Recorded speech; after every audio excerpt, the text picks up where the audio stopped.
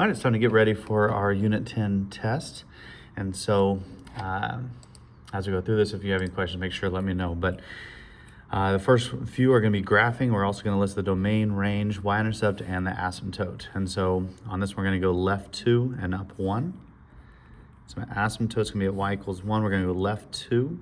So there's like my little crosshair that's going to build all my points off of. And on this one, my A is 3 and my B is 2.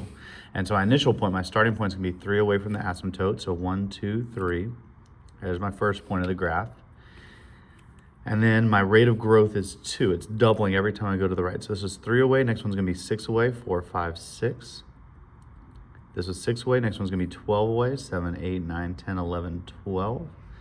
This is 12 away. Next one would be 24, which goes off my grid. I could also cut it in half as I go to the left side. So half of 3 is 1.5, 0.75, and it's going to keep getting halfway closer to the asymptote as I go that direction. So here's my exponential growth function. My domain for every exponential function is going to be all real numbers. My range has a low point of 1 with parentheses because it doesn't touch, all the way up to infinity. My y-intercept, on this one, it crosses the y-axis at 13. And then my asymptote is going to be at y equals 1. All right, number 2, we're going to go left 1 and up 1. And so there's my asymptote at y equals 1 again. We got left 1. So there's my little crosshair. And my A is 1/4. My B is 4. It's going to be 1/4 away from the asymptote. And then it's going to be times 4. So 1/4 times 4 is 1. 1 times 4 is 4. So 2, 3, 4. 4 times 4 is 16. 5, 6, 7, 8, 9, 10, 11, 12, 13, 14, 15, 16. And so there's my growth function. My domain, again, is going to be all real numbers. My range goes as low as 1 all the way to infinity. My y-intercept, it crosses the y-axis at 2. And my asymptote is y equals 1. All right, this one's going to be a decay because that 1/2 in there. I'm going to go left 2 and up 2. So my asymptote's going to be at y equals 2, left 2. There's my crosshair. So on this one, my starting point is going to be 4, and my rate is going to be half. So we're going to start 4 away, 1, 2, 3, 4. And we're going to get halfway close to asymptote every time. This is 4, next one's 2, then it's 1, then it's 1/2, then it's 1/4. It's going to keep getting halfway closer. We could go the other way opposite. This is 4, 5, 6, 7, 8, 9, 10, 11, 12, 13, 14, 15, 16. And we're going to keep doubling as we go to the left. Again, my domain is going to be all real numbers. My range on this one has a low point of 2 without touching it. My all the way up to infinity. My y-intercept, this one crosses at 3. And the asymptote is y equals 2. Whoops, I said 2 and wrote 1. Y equals 2.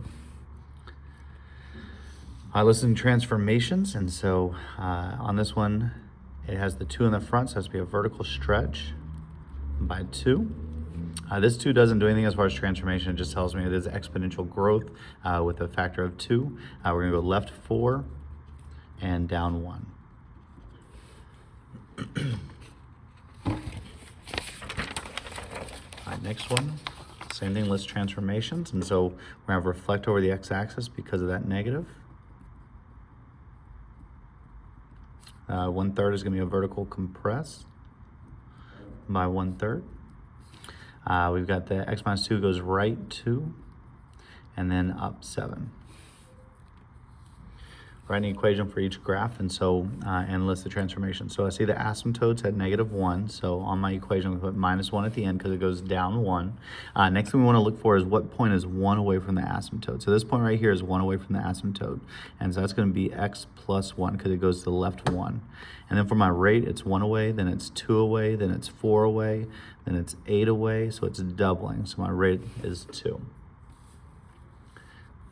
Transformation goes left 1 and down 1.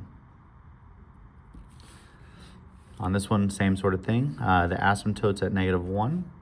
I want to find the point that's 1 away from the asymptote, which is right here, so x plus 2, because it goes left 2. And then we're 1 away, 2 away, 4 away, and so again, we're doubling.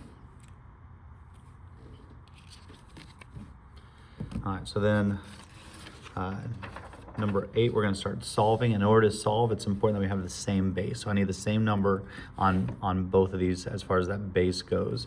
And so between 9 and 81, I could use 3 or 9. I'll go ahead and use 9. Anytime you have a fraction, that means you're going to have a negative exponent. So it's going to be 9 to the negative first, raised to the 2x. And 81 is going to be 9 to the negative second, raised to the x minus 2. And then we'll distribute the exponents. I don't need the base anymore. So negative 2x equals negative 2x plus 4. If I add the 2x over, these actually cancel out. So I get 0 equals 4, which is not true, so no solution. Number 9, 216 could be a little bit harder to figure out what the base is going to be. But with 36, we have limited options. It's either going to be 6 or 36. And so 6 squared is 36. 6 cubed is 216. And so 36 I'm going to change to be 6 squared. 216 I'm going to change to be 6 cubed. And I've got common bases, so now it's time to distribute and solve. So I got negative 6p plus 6 equals negative 6p. Add the 6p over, those actually cancel out again, so I get 6 equals 0. That's not a true statement, so no solution. With 8 and 64, you could use 8 or 2. I'll go ahead and use 8 since we already have an 8 over here. 64 is the same thing as 8 squared. And so I've got the same base. We'll set the exponents equal to each other. Negative n equals 2. Divide by negative 1, n equals negative 2. And then it could always be good. Just check your answer. If I come over here and 8 to the negative and my n is negative 2, it equals 64. That checks. All right, on this one I could use 4 or 2. I'll go ahead and use 4 since this one's already a 4. So 1 over 64, it's a fraction. So we know we're going to have a negative exponent. So it has to be 4 to the negative third, raised to 3r plus 2, equals 4 to the 3r. So it becomes negative 9r minus 9 equals 3r. We'll add the 9r over, and then we'll divide by 12. Whoops, I miswrote that. That's a 2, not a 3. That should be negative 6.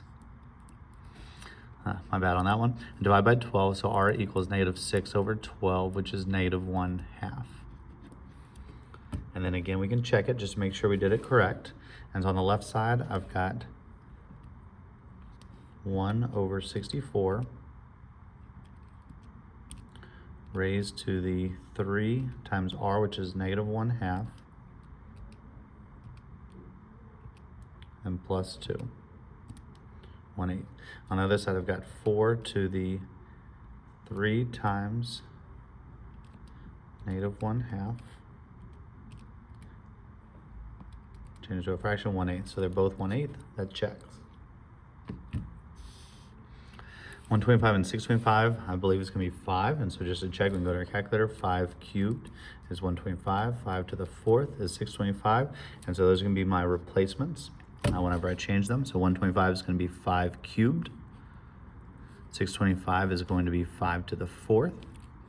And so 3m equals 4. M equals 4 thirds because you divide by 3.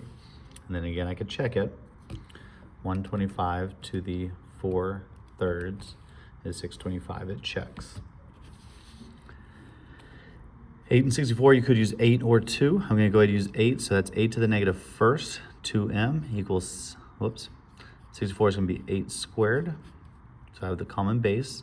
Negative 2m equals 2. We'll divide by negative 2, so m equals negative 1. And then again, to check it, I've got 1 over 8 raised to the 2 times negative 1, 64. Check. All right, now we're going to get into the word problems. There's some tricky ones in here as well. But if a town with a population of 5,000 doubles in size every 7 years, what will the population be 14 years from now? So the tricky part of this is since it's not doubling every year, it's doubling every 7 years. And I want to know 14 years from now, well, it's going to double twice because 7 and 7 makes 14. And so here's how we're going to set up this equation. 5,000 is my initial amount. It's doubling in size. That's my growth rate. So I don't need a 1 plus or anything, just it's 2. And then my time is actually going to be 14 divided by 7 or 2 because it's the total divided by how often it actually doubles. And so I want to know after 14 years, but it only doubles every 7 years. And so we'll plug that in the calculator.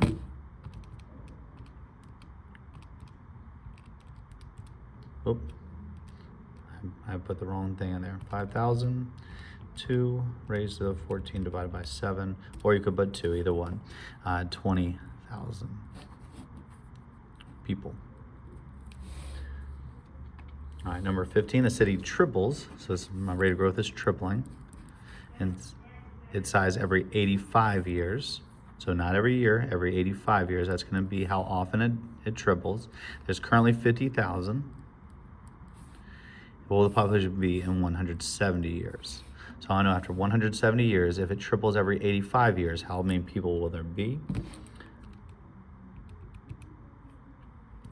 Triples 170 divided by 85. So 450,000 people. There's a population of 50,000 bacteria in a colony. If the number of bacteria doubles every 4 minutes, will the population be 18 minutes from now? So we've got 50,000, and we are doubling. That's my rate of growth every 4 minutes. So 18 minutes total divided by 4.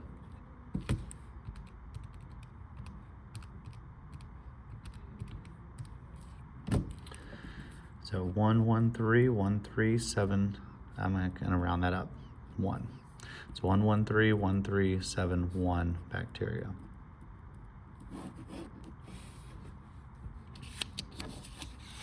After it's been harvested, corn stored at a particular temperature will lose market value at a rate of 5% per day. If corn harvest with 11,960 is being stored at that temperature, what will its market value be in 10 days? So we're consistent, we're doing days.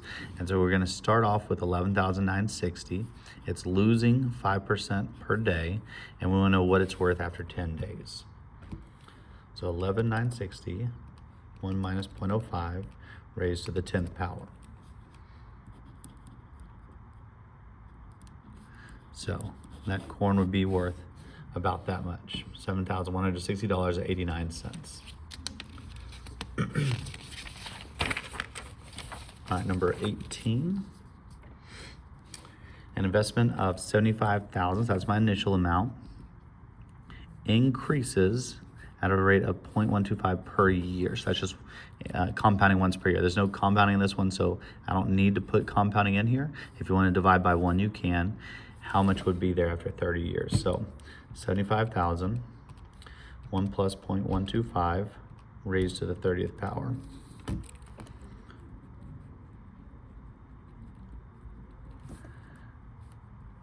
So we got about $2,568,247.81.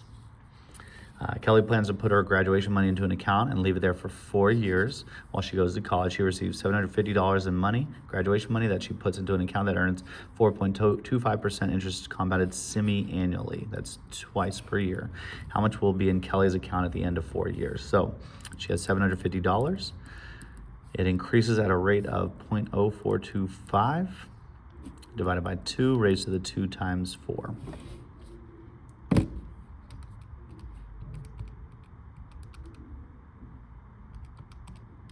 So we're just going to put it in the calculator. You could put 2 times 4 or 8, either one's fine. But she has $887.40. 39 cents will round up to 40 because that's 6. William wants to have a total of $4,000, so that's the total in 2 years. So we're going to have 4,000 equals, we don't know the principal amount. So he can put a hot tub on his deck. He finds an account that pays 5% interest compounded monthly, so that's 12. So 1 plus 0.05 divided by 12 raised to the 12 times. How much should William put into his account so he'll have $4,000 at the end of 2 years?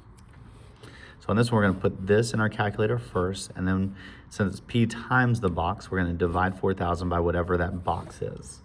And so we're gonna put in 1 plus 0.05 divided by 12 raised to the 12 times 2. And we're gonna do 4,000 divided by that answer. And so he needs to put in $3620.10.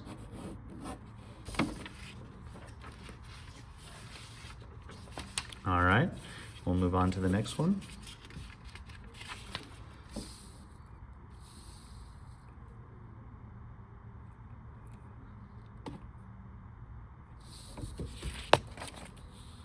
All right, on this one we've got the table, and it already has all this in here, so we're just gonna put it in just as it is. We got a census. It began in 1990, produced these different, how many wolves there are, write an exponential function that goes with it. So we're gonna go stat, edit, and I'll go ahead and delete all these numbers. So 0, 2, 5, 7, 10, 13, 100, 300, 500, 900, 1500, and 3100. And we're gonna go stat over to the expreg, which is option 0 down here. And we'll press enter all the way through. And so y equals, my A is 138.37, my B is 1.28 raised to the x power.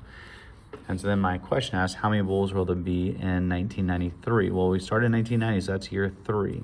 And so we're gonna put 3 in for x. And so 138.37, 1.28 raised to the 3rd power, about 290 wolves.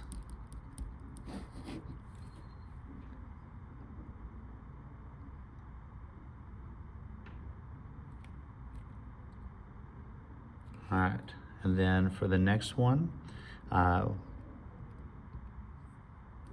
we've got hypothermia is a life-threatening condition in which body temperature falls well below the norm of 98.6 degrees Fahrenheit. However, because of chilling slows normal body function, doctors are exploring ways to use hypothermia as a technique for extending time of delicate operations like brain surgery. The following table gives experimental data illustrating the relationship between body temperature and brain activity.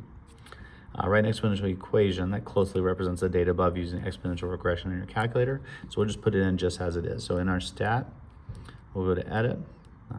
Again, I'll go ahead and get rid of all my data points. And so I've got 50, 59, 68, 77, 86, 98.6, 11, 16, 24, 37, 52, and 100. We'll go stat, expreg. And so my equations, y equals 1.13, 1.05 raised to the x power. Estimate the brain level at 39, so that's going to be my x.